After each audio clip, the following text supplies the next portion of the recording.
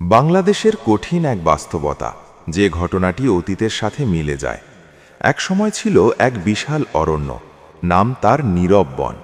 বাইরে থেকে দেখলে বনটা ছিল শান্ত, সবুজ আর সুন্দর, কিন্তু ভেতরে ভেতরে সেই বনে জমে উঠেছিল ভয়, শোষণ আর নীরব কান্না। ছোট ছোট পশু পাখিরা হাসলেও তাদের চোখে লুকিয়ে থাকত আতঙ্ক।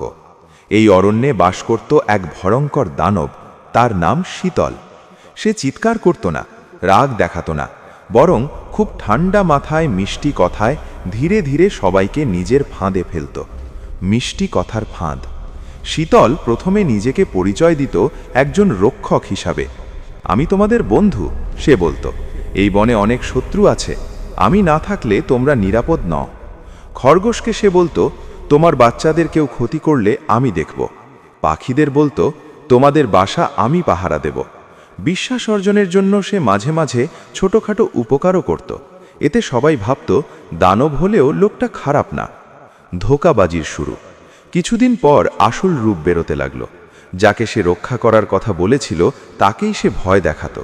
খরগোশকে বলতো, তোমার বিরুদ্ধে নাকি অভিযোগ এসেছে, চাইলে আমি মিথ্যা মামলা থেকে বাঁচাতে পারি, তবে প্রতিদিন গাজর দিতে হবে।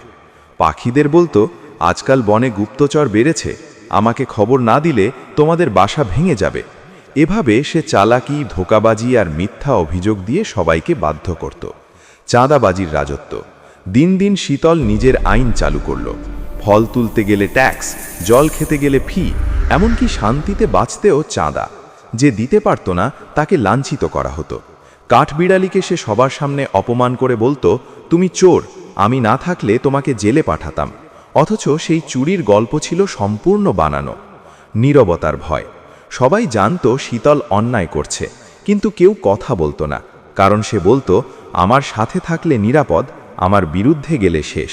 ভয়ের কারণে সত্য চাপা পড়ে থাকত। নীরব বন আরও নীরব হয়ে উঠত। জ্ঞানীর কণ্ঠ। বনের এক কোণে থাকত এক বৃদ্ধ কচ্ছপ, নাম তার ধীরু। সে একদিন ধীরে ধীরে বলল, শীতল শক্তিশালী নয়, আমরা ভীত। সে আমাদের বিভক্ত রাখে বলেই শাসন করে। ধীরু সবাইকে বোঝালো, ধোঁকাবাজি টিকে থাকে নীরবতায়, চাঁদাবাজি চলে ভয়ে, আর মিথ্যা মামলা দাঁড়ায় মিথ্যার উপর। ঐক্যের পরিকল্পনা। একদিন সবাই একসাথে সিদ্ধান্ত নিল। তারা শীতলকে বলল, আমরা সবাই মিলে তোমার জন্য বড় উপহার আনব, বনের মাঝখানে এসো।